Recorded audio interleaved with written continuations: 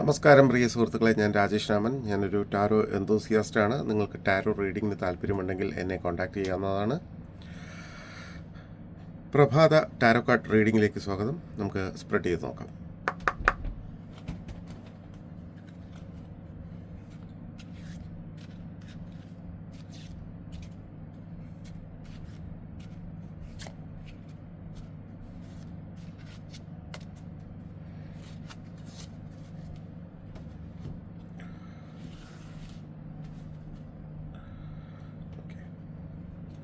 എന്താണ് ഇന്ന് യൂണിവേഴ്സ് നമുക്ക് തരുന്ന എനർജി എന്ന് നോക്കാം. എന്താണ് യൂണിവേഴ്സ് ഇന്ന് നമുക്ക് തരുന്ന ഗൈഡൻസ് എന്ന് നോക്കാം. ഇന്ന് വൈകുന്നേരം ആകുമ്പോഴേക്കും നമുക്ക് എന്ത് ഔട്ട്പുട്ട് പ്രതീക്ഷിക്കാം, അല്ലെങ്കിൽ നമ്മൾ ഇന്ന് എന്ത് ആക്ഷനാണ് എടുക്കേണ്ടത് എന്ന് നോക്കാം. ഇന്ന് നമ്മുടെ കറണ്ട് എനർജി എന്താണെന്ന് നോക്കുമ്പോൾ കറണ്ട് എനർജി ദ സ്റ്റാർ എന്ന കാർഡാണ്. കൊടുങ്കാറ്റിന് ശേഷമുള്ള ശാന്തതയാണ് നിവർന്നു നിൽക്കുന്ന നക്ഷത്രം ചിത്രീകരിക്കുന്നത്. ഇപ്പോൾ വിശ്രമത്തിനും ധ്യാനത്തിനും വേണ്ടിയുള്ള സമയമാണ്. നിങ്ങളുടെ ചുറ്റുമുള്ള കുഴപ്പങ്ങൾ നിങ്ങളുടെ അസ്തിത്വത്തിൻ്റെ കാതലിനെ ഉൾക്കൊള്ളാൻ അനുവദിക്കുക.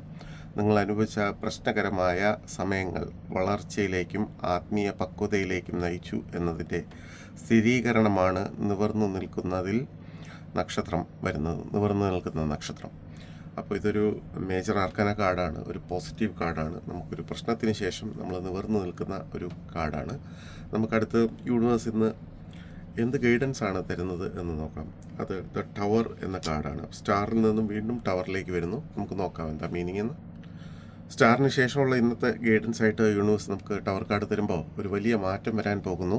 നമ്മുടെ ജീവിതത്തിൽ ചില അടിസ്ഥാന കാര്യങ്ങൾ രൂപാന്തരപ്പെടാൻ പോകുന്നതായി ആണ് കാണുന്നത്. സ്വയം തയ്യാറെടുക്കാനും ഇത് നമ്മളെ പ്രോത്സാഹിപ്പിക്കുന്നു. പോസിറ്റീവായി ഇതിനെ ഒരു പുതിയ കാര്യം തുടക്കം, അല്ലെങ്കിൽ പുതിയ നഗരത്തിലേക്കുള്ള മാറ്റം, പുതിയ ബന്ധം മുതലായവയെ അർത്ഥമാക്കാം. നെഗറ്റീവായി ഇത് നോക്കുകയാണെങ്കിൽ കുടുംബത്തിലെ മരണം, ഒരു മെഡിക്കൽ രോഗനിർണയം, അല്ലെങ്കിൽ ഏതെങ്കിലും നിരാശ, അത്തരം സാഹചര്യങ്ങളിലേക്ക് വരാം.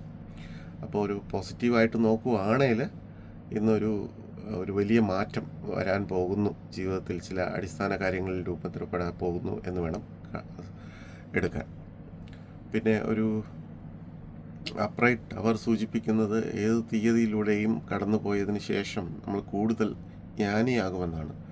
നമ്മൾ സ്വയം പക്വത പ്രാപിക്കാൻ വരാനിരിക്കുന്ന മിന്നൽ പിണർ ഉപയോഗിക്കുക എന്നൊരു മീനിങ് കൂടി ഇതിനുണ്ട്.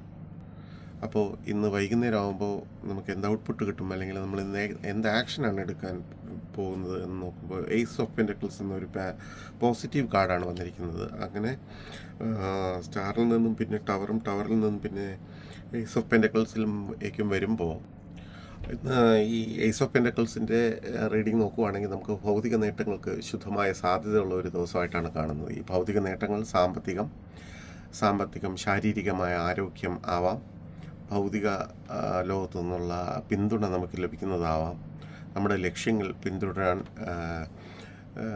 പെൻറ്റക്കിൾ നമ്മളെ പ്രോത്സാഹിപ്പിക്കുന്ന ഒരു സൂചന കൂടിയാണ്. ഒരുപക്ഷെ നമ്മൾ ഒരു കാര്യത്തിനായി പരിശീലിക്കുകയോ അല്ലെങ്കിൽ ഒരു സ്റ്റാർട്ടപ്പ് ബിസിനസ്സിൽ നിക്ഷേപിക്കാനോ ആഗ്രഹിച്ചേക്കാം. അപ്പോൾ അത്തരം അഭിലാഷങ്ങളൊക്കെ ഒരു ഗ്രീൻ സിഗ്നൽ തരുന്നതാണ് ഈ എയ്സ് ഓഫ് പെൻറ്റക്കിൾസ്. അതിൻ്റെ ഒരു പുതിയ പണം വരുന്നതിൻ്റെ ഒരു തുടക്കം എന്നുള്ളതാണ് ഇന്ന് സൂചിപ്പിക്കുന്നത്. അപ്പം മൊത്തത്തിൽ വരുവാണെങ്കിൽ ഇന്ന് സ്റ്റാർ എന്ന പോസിറ്റീവ് കാർഡിൽ നിന്നും പിന്നെ ഒരു വലിയ മാറ്റത്തെ സൂചിപ്പിക്കുന്ന ടവർ കാർഡിൽ നിന്നും എയ്സ് ഓഫ് പെൻറ്റക്കിൾസിൽ വരുമ്പോൾ നമുക്കൊരു നല്ല ശുഭമായ ഒരു ഔട്ട്പുട്ട് ലഭിക്കും. നല്ല കാര്യങ്ങൾക്ക് വേണ്ടിയിട്ടുള്ള പ്രയത്നം തുടരണം എന്നാണ് ഇന്നത്തെ റീഡിംഗ് സൂചിപ്പിക്കുന്നത്. നമുക്ക് അപ്പോൾ നാളെ രാവിലെ കാണാം. നന്ദി, നമസ്കാരം.